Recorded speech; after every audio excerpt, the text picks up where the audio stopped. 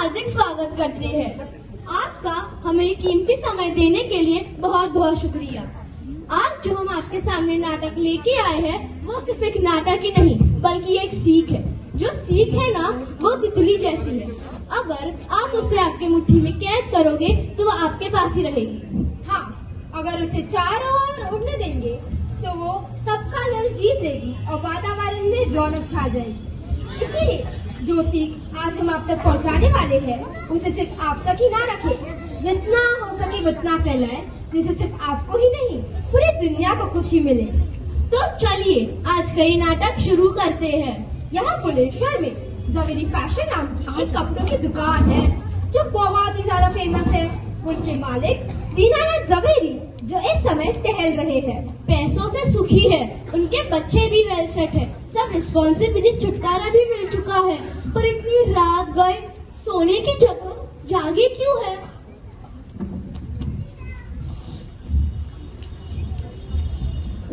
पापा पापा कौन है? पापा मैं हूँ प्रताप। तो क्या करूँ? पापा इतनी रात हो गई, आप ठीक तो है ना? सोए नहीं? हाँ मैं ठीक हूँ। तो अब तक सोए क्यों नहीं हो? बहुत खुश हूँ ना इसलिए। पापा डॉक्टर को फोन करूँ? नहीं मैं ठीक हूँ। तू आज ऑफिस से लेट क्यों आया? हाँ पापा आज बहुत काम था। तो जा पानी पी और सो जा। पापा आप ऐसे क्यों बात कर रहे हो? ओह सॉरी बेटा। खुश? जा सो जा। लाइट बंद करते हुए जाना।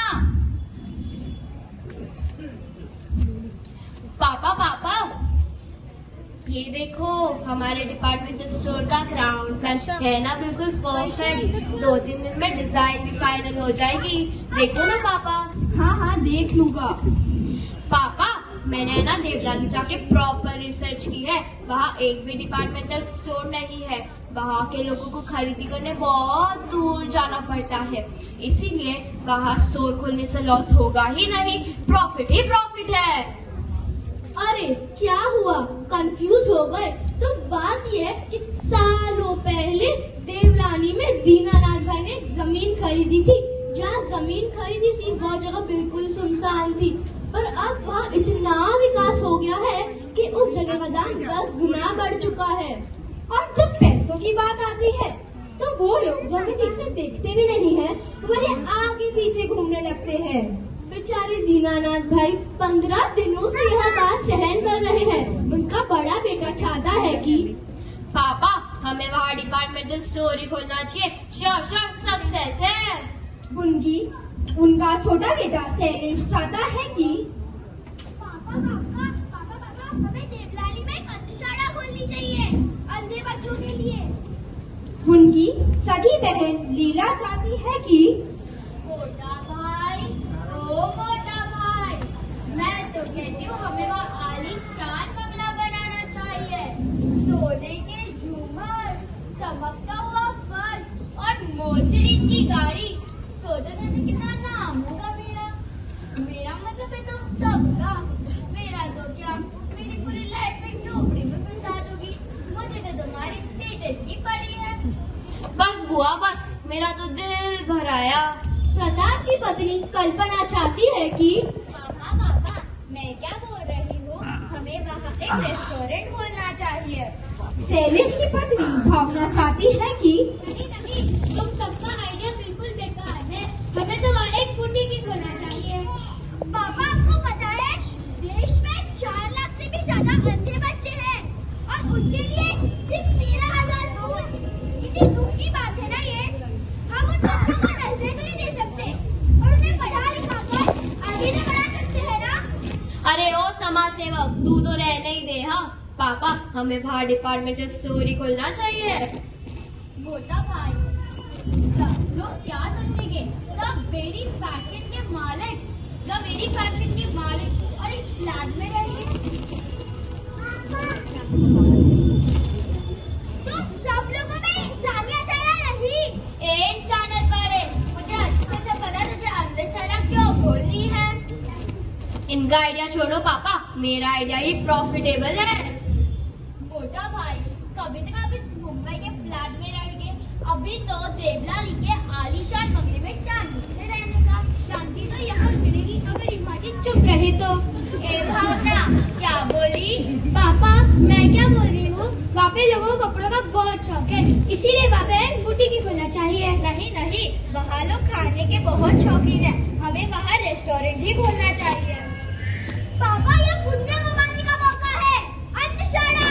पापा, आप इसकी बात पे ध्यान मत दो। मोटा भाई, आपका किस स्टेटस की नहीं पड़ी है? पापा, पूरी जिंदगी बस पैसे ही तो कमाए हैं, अब तो पुण्य करो। पापा, मैंने तो हमारे स्टोर का नाम भी सोच रखा है, ज़वेरी सुपर स्टोर्स।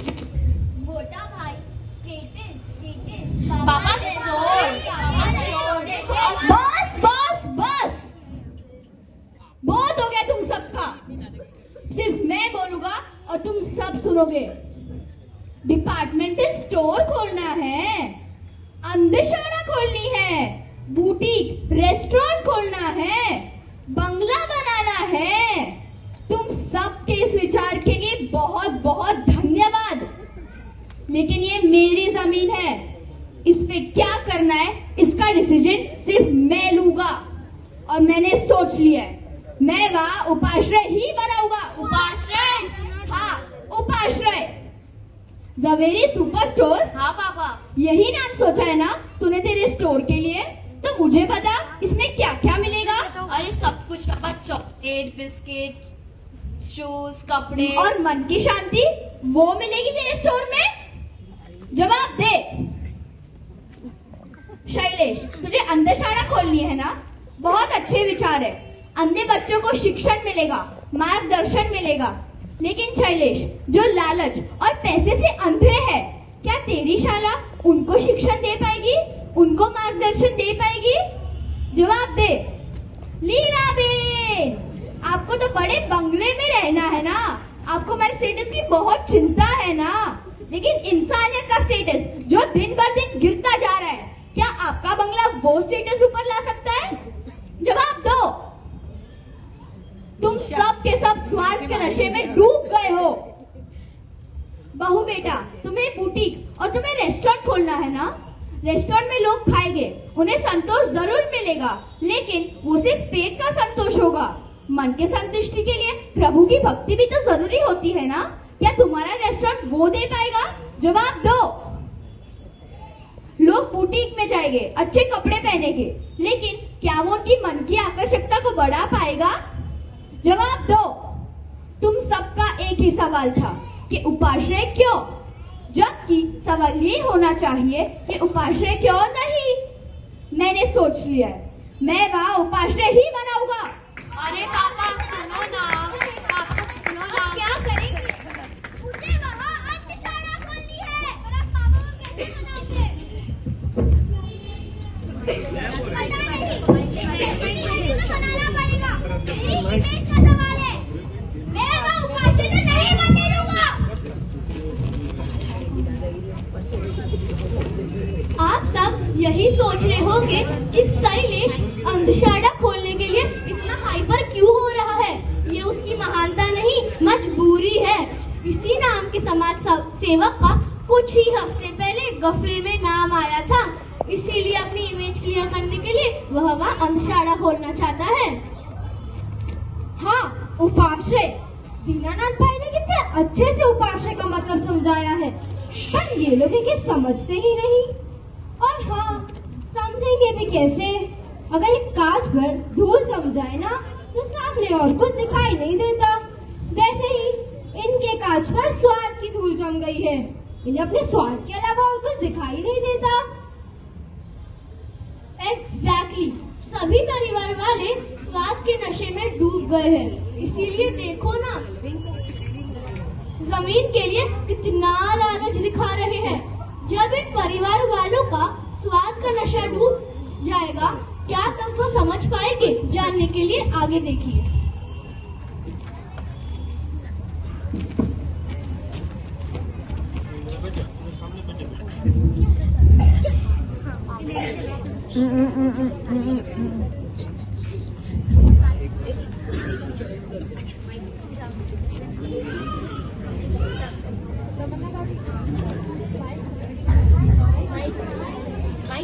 अरे आओ ना।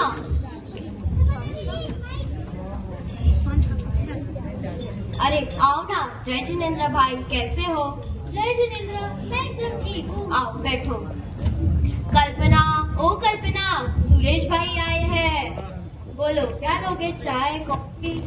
ग्रीन टी नहीं मिलेगी? I am very health conscious यार। वो तो दिख रहा है। मैं एकदम ठीक हूँ, लेकिन आप कुछ ठीक नहीं लग रहे। सच बताओ, ये पता बहुत परेशान करता है ना। बोलो आप क्या लोगे? मेरे लिए चाय प्लीज। ठीक है, मैं अभी लाई। और बोलो भाई, कैसी चल रही है आपकी एडवर्टाइजिंग एजेंसी? बीच में थोड़ी मंदी थी, अब ठीक चल रही है। आपका बिजनेस कैसा चल रहा है? अभी थोड़ी मंदी है। अरे एक मिनट रुकना मेरे भाई, कनेक्शन वीक हो रहा है। रोहन देख, सुरेश अंकल आए हैं। हाँ, अब मिलाना कनेक्शन। अब देख कैसे मजा चलाता। रोहन, अरे पापा जरा मुझे कवर करना। आजकल के बच्चे भी ना। हाँ यार, हमारा राहुल भी ऐसा ही है। पूरे दिन बस मोबाइल में पड़ा रहता है। जब देखो तब पबजी। ये मोबाइल में सबकी बैंड बजाती है।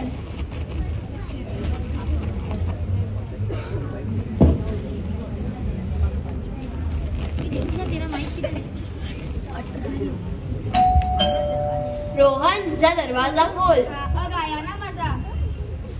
अरे रोहन, कोई तो है दरवाजे पे, जा खोल। अगली बार से मेरे से पंगा मत लेना। रोहन जा दरवाजा खोल। अभी आया ना मजा खेलने में। तुझे समझ नहीं आता, दरवाजा खोल। तो आपके पैर नहीं है? ये क्या तरीका अपने पापा से बात करने का? मुझे मेरा फोन वापस दो, मेरी मैच चालू है। पहले दरवाजा खोल, मुझे गुस्सा मत दिलाओ। वरना क्या हाथ उठाएगा? क्या हुआ? मम्मी पापा को बोलो ना मुझे मेरा फोन वापस दे, मेरी मैच चालू है। ये ले, खेल मैच। ये क्या कर रहे हो पापा? रोहन, रखो फोन अपने पास। ये क्या रोज का नॉनसेंस है? रोहन रुक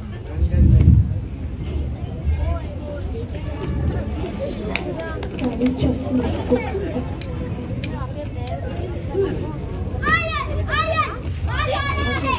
खड़ा रहे यहाँ। ये तेरे बैग में क्या कर रही है? ये मेरे इम्पोर्टेंट वेडिंग की टिकट है, याद हो? और मुझे लेट हो रहा है, प्लीज। तूने बैटिंग करना भी शुरू कर दिया। कब का? आपको आज पता चल रहा है? What? Don't look at me like this. आप लोग तो ऐसे रिएक्ट कर रहे हो जैसे मैंने बहुत बड़ा गुनाह कर दिया हो।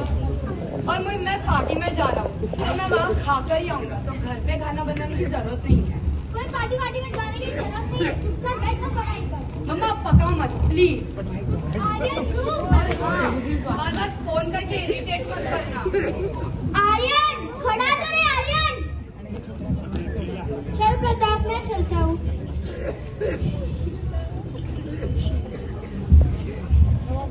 क्या हुआ? अफसोस हो रहा है?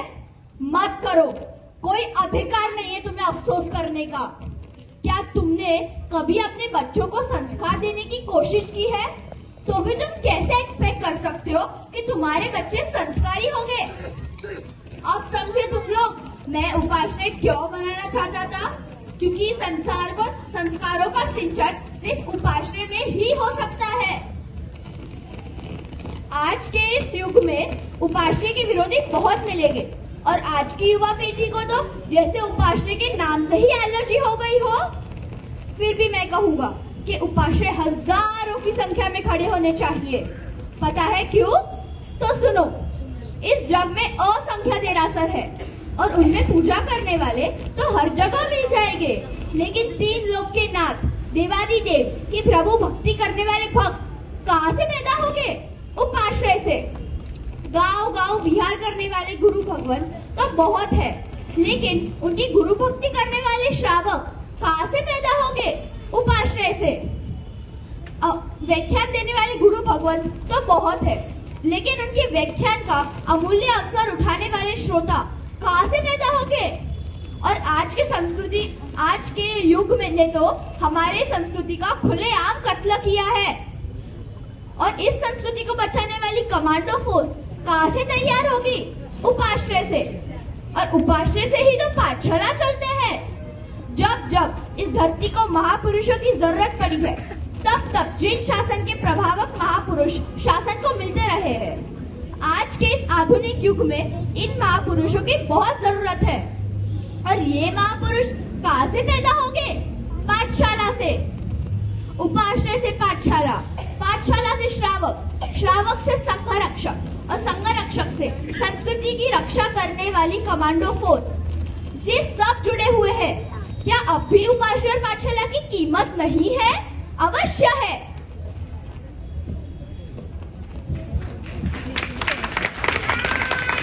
दीनानाथ भाई की बात 100% सच है, पर सिर्फ आर्यन और रोहन को ही नहीं, हम सबको समझनी और जाननी जरूरी है कि उपाश्रय के विरुद्ध बहुत बड़ी मूर्खता है।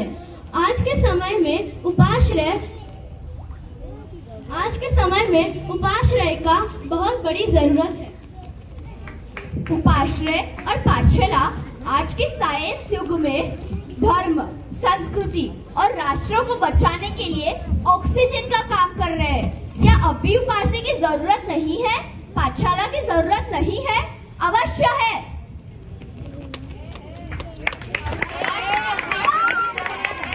तो चलो आज हम सब मिलकर एक संकल्प लेते हैं कि हम हमारे तन और मन की तमाम शक्तियों को प्रभु के चरणों में समर्पित करेंगे और हम आज से रोज उपाश्रय आएंगे और एक सामूहिक रोज करेंगे और हम हमारे बच्चों को भी पाठशाला भेजेंगे। अवश्य।